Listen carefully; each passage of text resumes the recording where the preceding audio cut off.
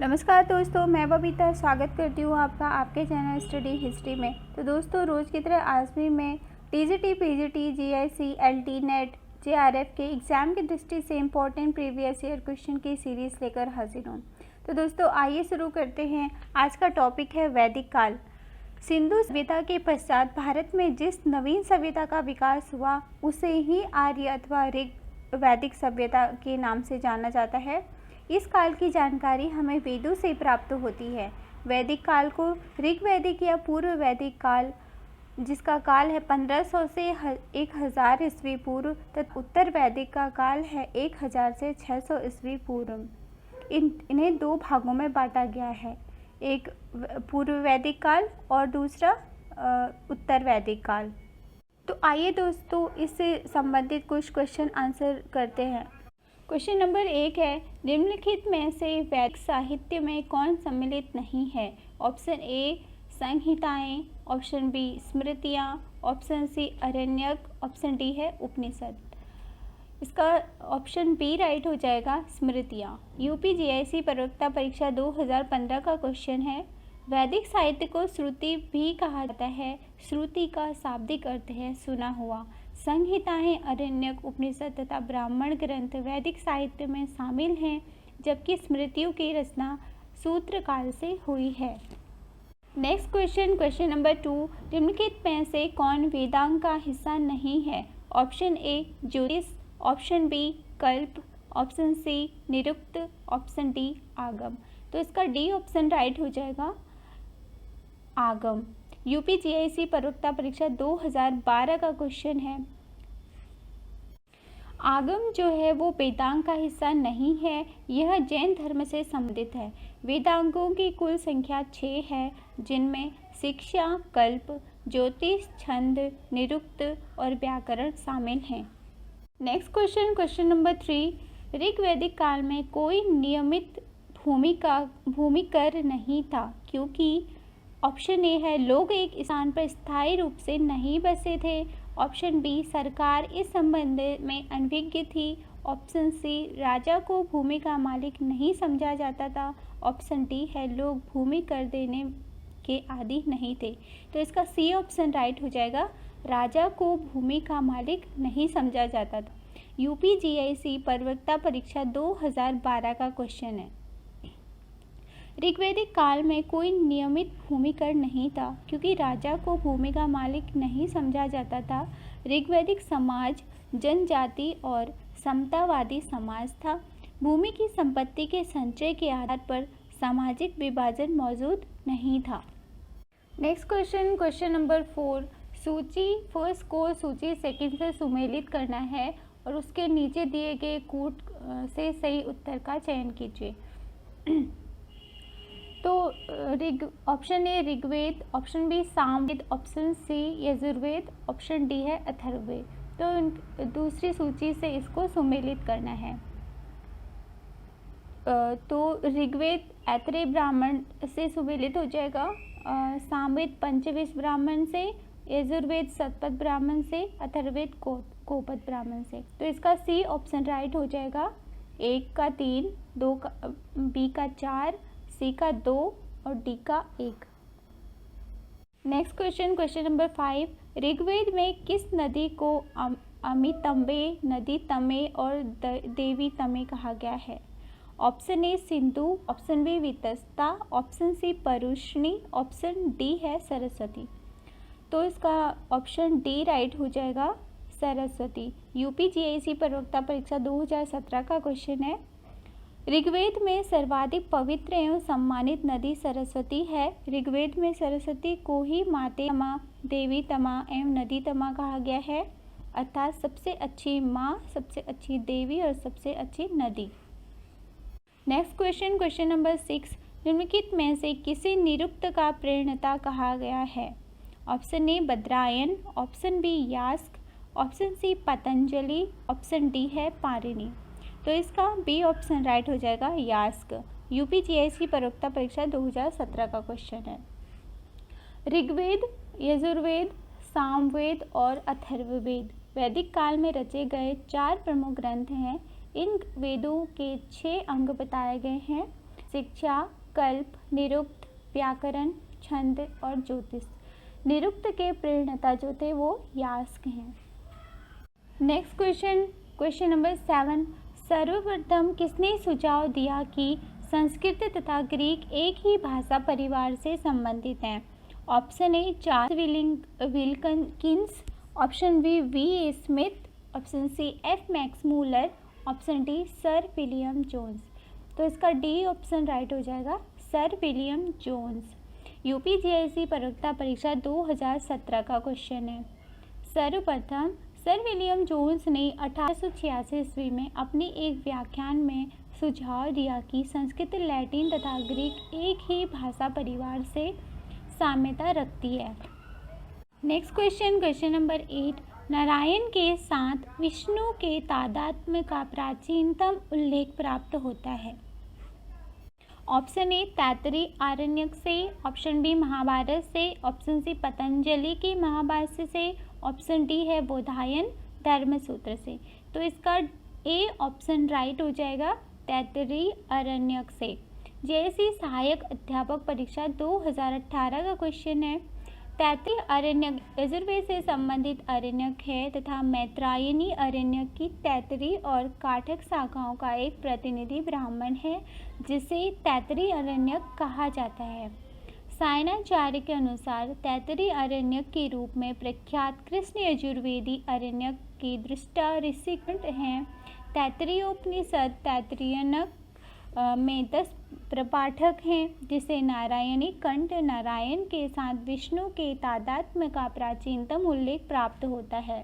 Next question number 9, उत्तर वैदिक काल में पालागल से तात्पर्य था। ऑप्शन ए रथ सेना नायक, ऑप्शन बी संदेशवाहक, ऑप्शन सी ग्राम का मुखिया, ऑप्शन डी वित्त मंत्री। तो इसका बी ऑप्शन राइट हो जाएगा, संदेशवाहक। उत्तर वैदिक काल में रत्नियों की सूची में सबसे अंतिम नाम पालागल का होता था, क्योंकि उसका नाम सतपथ ब्राह्मण में आया है, जो उत्तर वैदिक काल के अंत की रचना है। पालागल एक स्थान से दूसरे स्थान तक संदेश ले जाने वाले दूत यानी कि संदेशवाहक का कार्य करता था। यूपीजीआईसी प्रवक्ता परीक्षा 2017 का क्वेश्चन है। नेक्स्ट क्वेश्चन नंबर 10, सप्तपदी का सही अर्थ क्या है? ऑप्शन ए 7 पग चलना, ऑप्शन बी 7 प्रतिज्ञा या वचन निभाना, ऑप्शन सी किसी भी व्यक्ति के साथ 7 पग चलना, ऑप्शन डी उपरोक्त में से कोई नहीं। तो इसका बी ऑप्शन राइट हो जाएगा, 7 प्रतिज्ञा या वचन निभाना। यूपीजीआईसी परीक्षा 2012 का क्वेश्चन है। सप्तपदी हिंदू विवाह से संबंधित तथ्य हैं। इसमें वर उत्तर दिशा में कन्या को 7 मंत्रों के द्वारा सप्तमंडलिकाओं में 7 पदों तक साथ ले जाता है। जिस विवाह में सप्तपदी होती है वह वैदिक विवाह कहलाता है। सप्तपदी के बाद कन्या को वर के वाम अंग में बिठाया जाता है। नेक्स्ट क्वेश्चन नंबर 11, सर्वप्रथम किस ग्रंथ में हिरण्यकार शब्द मिलता है?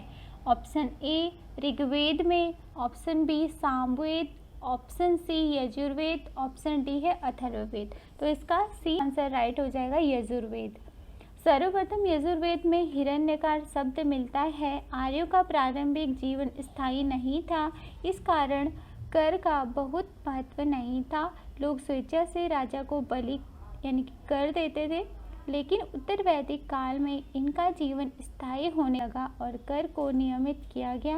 भाग यानी भोग हिरण्यकार जैसे शब्द मिलते हैं। भागदुक का कर संग्रह करने वाला अधिकारी था। यूपीजीआईसी परीक्षा 2012 का क्वेश्चन है। नेक्स्ट क्वेश्चन नंबर 12, प्राचीन भारत में जो विधवा पुनर्विवाह कर लेती थी उसे कहा जाता था। ऑप्शन ए परिगृहिता, ऑप्शन बी परिणीता, ऑप्शन सी पुनर्भू, ऑप्शन डी निमेशिका। तो इसका सी ऑप्शन राइट हो जाएगा, पुनर्भू। प्राचीन भारत में विवाह एक पवित्र बंधन माना जाता था। सतपथ ब्राह्मण में पत्नी को पति की अर्धांगिनी माना गया है। समाज में पुनर्विवाह एवं नियोग प्रथा प्रचलित थी। जो विधवा पुनर्विवाह कर लेती थी उसे पुनर्भू कहा जाता था। यूपीजीआईसी परीक्षा 2012 और यूपीजीआईसी प्रवक्ता परीक्षा 2009 का क्वेश्चन है। काफ़ी इम्पोर्टेंट क्वेश्चन है ये। नेक्स्ट क्वेश्चन नंबर 13, निम्नलिखित में से जिस वेद की रचना गद्य पद्य दोनों में की गई है उसका नाम क्या है? Option A Rigveda, option B Samaveda, option C Yajurveda, option D है अथर्ववेद। तो इसका सी ऑप्शन राइट हो जाएगा। टीजीटी परीक्षा 2005 का क्वेश्चन है। यज्ञ संबंधी विधि विधानों का पता यजुर्वेद से चलता है। यजुर्वेद के 2 भाग हैं, शुक्ल यजुर्वेद जो केवल पद्य में है, कृष्ण जो कि पद्य और गद्य दोनों में है। शुक्ल यजुर्वेद को वाजस्नेयी संहिता भी कहा जाता है। यजुर्वेद का अंतिम भाग ईशोपनिषद है जिसका संबंध याज्ञिक अनुष्ठान से न होकर आध्यात्मिक चिंतन से है। नेक्स्ट क्वेश्चन नंबर 14, निम्नलिखित में से कौन सा ग्रंथ भारतीय गणित का प्राचीनतम साक्ष्य है? Option A Aranyaka, option B Dharmasutra, option C Nirukta, option D Sulbasutra. तो इसका डी ऑप्शन राइट हो जाएगा, सुलभ-सूत्र। पीजीटी परीक्षा 2013 का क्वेश्चन है। सुलभ शब्द सुलभ या सुलभ धातु से बना है जिसका अर्थ है नापना। साधारण भाषा में सुलभ का अर्थ है रस्सी। प्राचीन मनीषी यज्ञ के विभिन्न आकार में वेदियां बनाने के लिए रस्सी का इस्तेमाल करते थे। रस्सी की मदद से जमीन नापने, चाप खींचने का भी काम किया जाता है। अब तक इस सुलभ सूत्र के नाम इस प्रकार हैं: बौधायन, आपस्तंभ, कात्यायन, मानव, मैत्रायन, वारा, वादुल, मंसक, सत्यसाण और लौगाक्षी। नेक्स्ट क्वेश्चन नंबर 15, इनमें से कौन वैदिक सूर्य देवता नहीं थे? Option A Savitri, option B Vishnu Urukrama, option C Vishwakarma, option D Savita. तो इसका सी ऑप्शन राइट हो जाएगा, विश्वकर्मा। जीआईसी सहायक अध्यापक परीक्षा 2018 का क्वेश्चन है। सावित्री, विष्णु उरुक्रम और सविता वैदिक सूर्य देवता से संबंधित है जबकि विश्वकर्मा शिल्पियों का मुखिया होता था। इन्हें निर्माण एवं सृजन का देवता भी माना जाता है। नेक्स्ट क्वेश्चन नंबर 18, सूची फर्स्ट को सूची सेकंड से सुमेलित कीजिए तथा सूचियों के नीचे दिए गए कूट का प्रयोग करते हुए सही उत्तर चुनिए। ऋग्वेद किससे संबंधित है? ऋग्वेद होता से संबंधित है और यजुर्वेद अकबरियों से संबंधित है। सामवेद उद्गाता से और अथर्ववेद ब्रह्मा से। तो इसका ए ऑप्शन राइट हो जाएगा। 1 2 3 4 सारे सुमेलित हैं। नेक्स्ट क्वेश्चन नंबर 17, युद्ध का प्रारंभ मनुष्य के मस्तिष्क में होता है किस ग्रंथ में उल्लिखित है? Option A Rigveda, option B Samaveda, option C Atharvaveda, option D Mundaka Upanishad. TGT परीक्षा 2011 का क्वेश्चन है। तो इसका राइट आंसर हो जाएगा ऑप्शन सी अथर्ववेद। कथन युद्ध का प्रारंभ मनुष्यों के मस्तिष्क में होता है अथर्ववेद की प्रार्थना में निहित है जिसमें मानव हृदय एवं मस्तिष्क के एकीकरण के लिए समान आशय में देवता को संबोधित किया गया है। नेक्स्ट क्वेश्चन नंबर 20, वेदों के काव्यात्मक हिस्से को कहा जाता है? ऑप्शन ए ब्राह्मण, ऑप्शन बी आरण्यक, ऑप्शन सी संहिता, ऑप्शन डी उपनिषद। तो इसका सी ऑप्शन राइट हो जाएगा, संहिता। टीजीटी परीक्षा 2004 का क्वेश्चन है। वेदों के काव्यात्मक हिस्से को संहिता कहा जाता है। संहिता का अर्थ वेदों के गेय पदों से है। वेद सूक्तों, प्रार्थनाओं, स्तुतियों, मंत्र तंत्र तथा यज्ञ संबंधी सूत्रों के संग्रह हैं। इसके संकलनकर्ता महर्षि कृष्णद्वैपायन वेदव्यास हैं। वेदों का एक नाम श्रुति भी है क्योंकि संकलित किए जाने से पूर्व यह गुरु शिष्य परंपरा में सुनाए कंठस्थ कराए जाते हैं। क्वेश्चन है क्वेश्चन नंबर 19, वेदों को कहा जाता है? वेदों को क्या कहा जाता है? Option A Vedanta, option B दर्शन, ऑप्शन सी ध्वनि, ऑप्शन डी व्याकरण। यूपीजीएससी परीक्षा 2012 का क्वेश्चन है। तो इसका सही आंसर राइट हो जाएगा, ध्वनि उच्चारण। वेद का शाब्दिक अर्थ ज्ञान होता है। वैदिक साहित्य को श्रुति भी कहा जाता है। श्रुति का शाब्दिक अर्थ है सुना हुआ। भारतीय साहित्य व्यवस्था में वेदों को अपौरुष से कहा गया है क्योंकि वैदिक काल में लिपि का ज्ञान नहीं था, इसलिए वैदिक ज्ञान को एक पीढ़ी से दूसरी पीढ़ी तक मौखिक रूप से पहुंचाया जाता था। नेक्स्ट क्वेश्चन है जो इस वीडियो का लास्ट क्वेश्चन है। वेदों को कहा जाता है? Option A Smriti, option B Shruti, option C Vedanta, option D है वेदांग। तो इसका बी ऑप्शन राइट हो जाएगा, श्रुति। दोस्तों, रोज़ मैं 20 क्वेश्चन की सीरीज़ लेकर आती हूँ। आपको अच्छी लगे तो लाइक, सब्सक्राइब एंड शेयर करना ना भूलें और कमेंट सेक्शन पर अपने सुझाव अवश्य लिखें। धन्यवाद।